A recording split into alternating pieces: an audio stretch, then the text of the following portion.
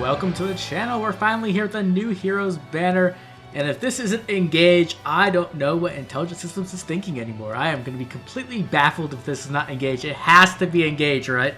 So let's jump in, see that it is Engage hopefully, and then see what else we get. Maybe a Rearmed Hero. I could definitely see that coming.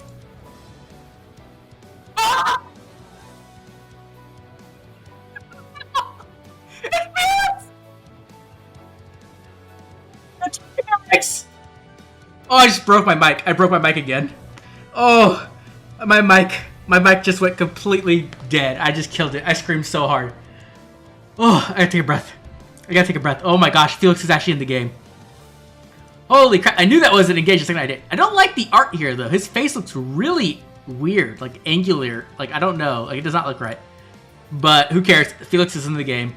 Felix is finally in the game. Holy crap. Oh my god. Okay. Let's get into it.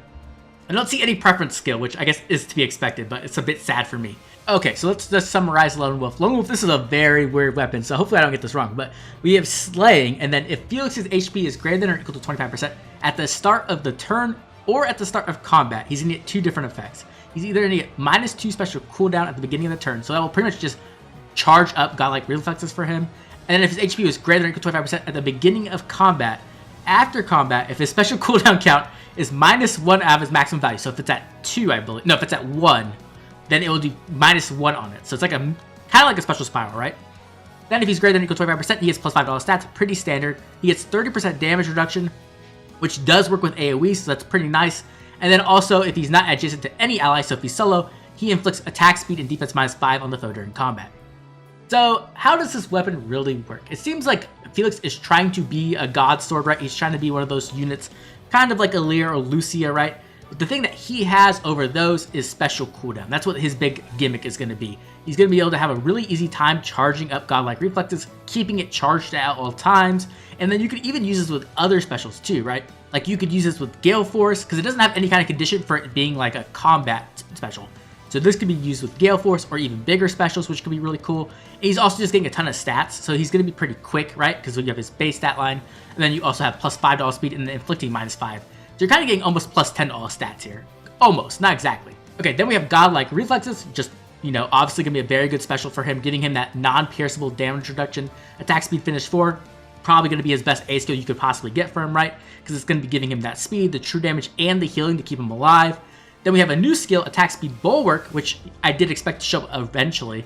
And essentially what this is do is just going to be like any other Bulwark skill where it's going to, like, you know, stop people from getting past you. It's going to give you that healing and those extra stats. And then lastly, he gets Speed Smoke 4. So when it comes to roles, obviously Felix wants to be a god sword, right? He wants to be that unit who can tank the whole enemy team, or he can be like a really powerful frontline unit or something like that, right? That's pretty much what he's going for here. Very similar to something we've seen before. Now, when it goes to game modes, obviously he's going to be really good in Ether Raid's offense. You can use him as a god sword there. Ether Raid's defense, probably not where you're going to be seeing him too much. And then he could also be working Summoner Duels as that raid boss unit if you want to go that way as well. He's going to be really good on a Myriad season because he really won't need all that much support. Unlike someone like Flame Lynn who like needs like Valoria or like Legendary Hector or somebody else to like charge her special for her, he's going to be able to do that himself. Now, the disadvantage obviously is he doesn't get quite as many stats as she does, but he does get the nice special cooldowns, which is really, really strong. So make sure godlike reflexes is up all the time, which means he just needs to be fast so that he can make sure he triggers it. Overall, I'm pretty happy with this weapon. It's pretty cool, has some good effects in it. I do wish he had more like, I don't know, true damage kind of built into it or something like that. But even so, it's a pretty solid weapon. Okay, let's keep moving on, even though I'm probably going to be thinking about Felix the entire time, because that's the unit I really care about. Oh, Felix is actually in the game. I'm so happy. I'm actually like just ridiculously happy with that. How many times do I merge him? Oh man. Oh, it's Rhea again. KCB Brian just like lost $1,000. I'm sorry. You're not the only one, right? Felix is here. Okay. So we have yet another Rhea. This is like, do we get a Rhea every single year? We got Saros, and then we got Halloween Rhea, and then we got Fallen Rhea last year, and now we got Normal Rhea. So they really, really like Rhea, right? Like, oh my gosh, she's like getting Edelgard treatment. Okay, so let's break down Revealing Breath. So we have Slaying. If the foe initiates combat, or if their HP is greater than or equal to 75%, you're getting plus $5 stats. You're getting a guaranteed follow-up attack. You're inflicting guard, which is really, really nice. And then you're also reducing damage from the foe's follow-up attacks by 30% of her res, which is flat damage reduction. So that's really, really good. Essentially what this means is that she's just going to be really difficult to kill, and honestly that's a bit scary. Now it isn't as strong as say like Asker's or Brave Dimitri's, because that's every single attack. Well, this one will only be follow-up attacks. So what this means is that Rhea will be weak to things like Brave attacks or like Bridal Catcher or something like that, right? Where she gets hit really hard in the first hit or twice in a row, then that will be a bit of a weakness for Rhea. But even so, that's a very powerful weapon. Okay, so essentially Attack Res Scout is a new A slot we have. It gives some nice stats, but more importantly, it gives that Brave Tiki effect we've seen on her, and we've also seen on Ascended Tiki and Duo Duma as well. And what this does is it essentially can decelerate specials, right? So if you have someone like Legendary Yuri coming in with like a pre-charged lethality, this would turn that off, right? It would put it back at 1 cooldown, which is really good because what that means is that she's going to have less of a weakness to getting one shot by powerful specials like that, right? And then on the second hit, if she was to get hit by lethality, she has flat damage reduction. So it will actually reduce some of that damage she's taking, which will drastically increase her chances of survival, especially considering she has True Dragon Wall, right? Which gives her a ton of damage reduction. We've seen this on Fallen Rhea, and it can be very powerful, right? Up to 60% damage reduction and a lot of healing. So overall, when it comes to the role of this unit, obviously Rhea is going to be a tank. That's her main role. That's exactly what she's going to want to do. But the thing is, she is an infantry. She is not an armor unit this time. So she can't really do saving or anything like that. So her best role is going to be something like an Omni tank or something like a raid boss or like a frontline unit. Those are the things she's really going to excel at. Now you can use her in game modes like Aetheray's offense. She can do pretty well there. You're probably going to want to use her with like a far save and then use her as the frontline melee unit. And that's like a good combination for her. Maybe you can put her on defense and make her kind of annoying, right? She does have guard and stuff, so she can be kind of difficult to get through for like things like Gale Force or something like that. So I can see her being used on Aetheray's defense like that way, but typically you're going to prefer to have a near save as it's just typically better. She can also be used in something like Summoner Duels and just be like a giant raid boss that's super annoying to kill. The only thing I'm a bit afraid of is that she's probably going to be really slow, so she's going to be pretty weak to no follow-up, and she does have that dragon weakness, so that's something to consider as well. Okay, let's keep going. Let's see who the demote is for this Three Houses banner. Is it going to be Cyril? If I had to guess, that's what I think it is. It could be Hanuman too, right? Yeah. Oh, it's Sylvain!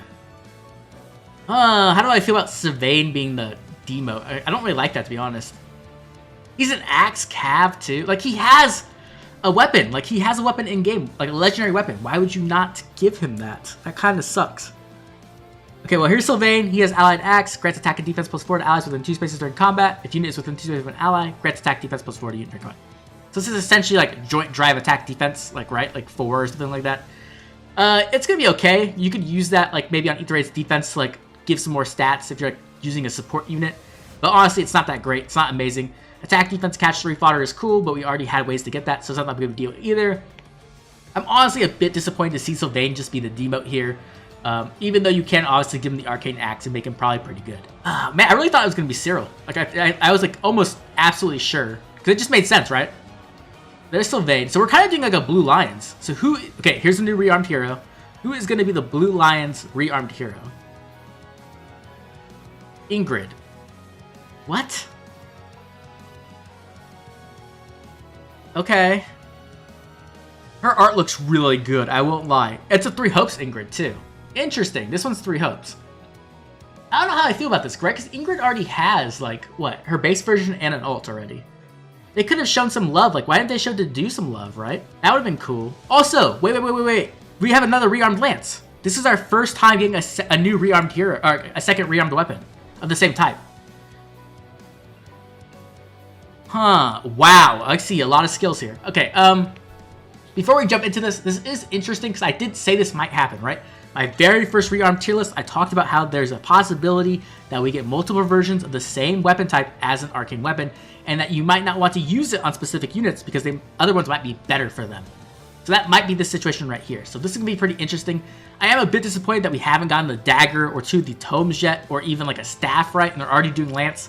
I kind of wish they would have done, you know, those instead, but this is cool, I guess. Oh my god! Yes! Okay. Whew! I'm hyped now. I'm super hyped. Okay, so we have Arcane Lewin, and to break this down right, we have Slaying. We have +5 to all stats. We have 20% true damage based off of speed, and it works with AoEs. Then we also have low speed defense, and we get no follow. We get speed based no follow, full no follow. This is the weapon I wanted for an Arcane Lance. This is exactly what I want. If you go back and listen to what I said, it's almost exactly this.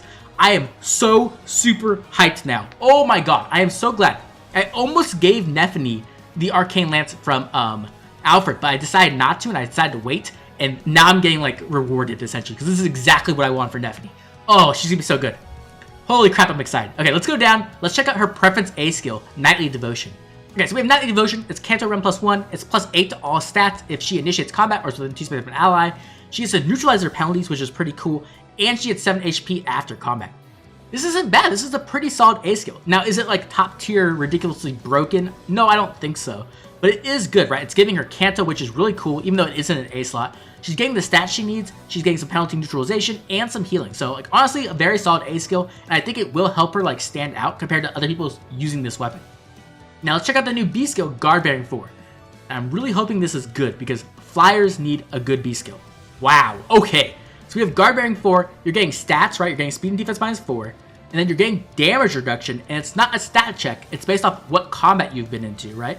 So if this is the first combat for this turn, you're getting 60% damage reduction. That's a lot of damage reduction to get. And then otherwise you're getting 30, which isn't even bad. That's only 10% less than your normal damage reducing skill, right? Like Dragon Wall 3 or like Close Call 3 or whatever else, right? That's typically 40, but this has no stat check.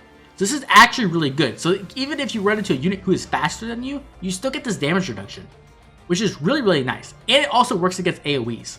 So honestly, this is a very powerful B skill for flyers, and this might be going on Altina.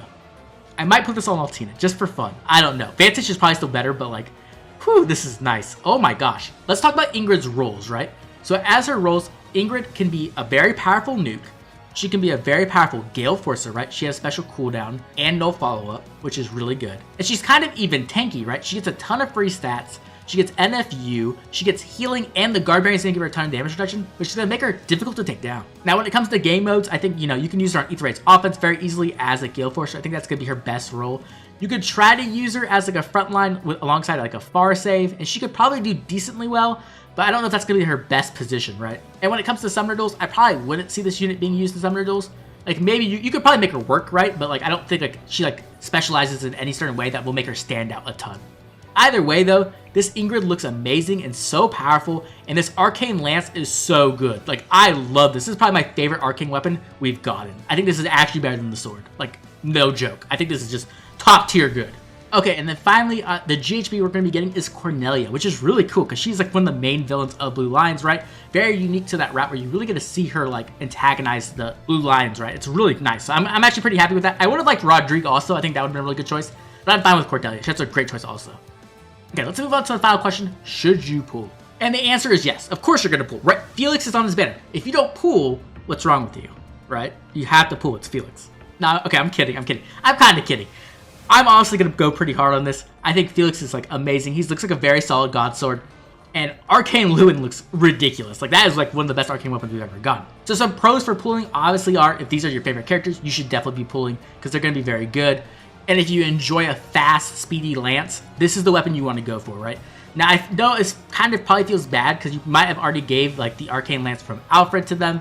But if you have a fast lance, this Arcane weapon is so much better. I can't even like tell you how much better of a weapon this one's going to be. Like, it works so well with speedy units. The other reason to pull obviously could be fodder. There's some very nice fodder here. That A skill from Rhea is going to be very nice on a lot of tanks who don't need like this encounter or something like that. Being able to turn off specials is really, really strong. And if this is inheritable to armors, I could see this really having a big impact there as well. The other reason, of course, is if you do want like new Guard Bearing 4, I think this skill is actually really good. This is like one of the first B skills we've gotten for flyers. That's actually amazing, right? Because typically we just get some like garbage, like Pegasus Flight 3 or something like that. But Guard Bearing 4 is actually really solid. So I think that could be a reason to pull as well. Now on the other side, of course, the reasons not to pull, we have some amazing banners right now. We have a double special heroes banner with some really powerful units like Duo Asker on it. We still have a Hero Rises up, which is also a very valuable banner, right? A lot of great sharing there. We have a new banner coming up in a week or two, the new Legendary Mythic banner, which could have some great units there. Notably, right, the blue share, Legendary Deirdre, and Legendary Shez is a really powerful share right there. Other than that, though, I feel like the other shares aren't that great, so maybe that banner will be a skip. We'll have to find out who the new unit is, and if that's enough to make you want to pull there. And then finally, of course, maybe you want to save some orbs, because the Fallen banner will be coming up sooner than later, and maybe that's a good place to spend some orbs as well. So at the end of the day, I think it's going to come down to what you really value, and I don't think you should pull quite yet. At the very least, I think you should wait for the Legendary and Mythic banner, see who's on it, and if you want to pull there. And then if not, maybe you come back here and you can spend some orbs to pick up some fodder or some of your favorite characters. Especially if you are a big Blue Lions fan, then you're definitely going to want to spend some orbs like I am. But now I'd love to hear from you. What do you think of this banner? Which unit do you think is the best? Are you going to be pulling for Felix? Of course you are. There's no way you're not going to pull for Felix. And if not, are you going to be going for this new Arcane Lance like I am? Because I think this looks amazing. Either way, I'd love to hear from you, so make sure to drop a comment down below. Tell me what you think of this banner and if you're excited about it. Or maybe you're possibly mad because we didn't get engaged. Honestly, I think I would be if it wasn't for Felix. If Felix being here just completely made me forget engage even existed. I'm not going to lie. Once again, I'd like to thank all my members for all their support. And if you enjoyed the video, like and subscribe. This has been Oblivion. Catch you all later.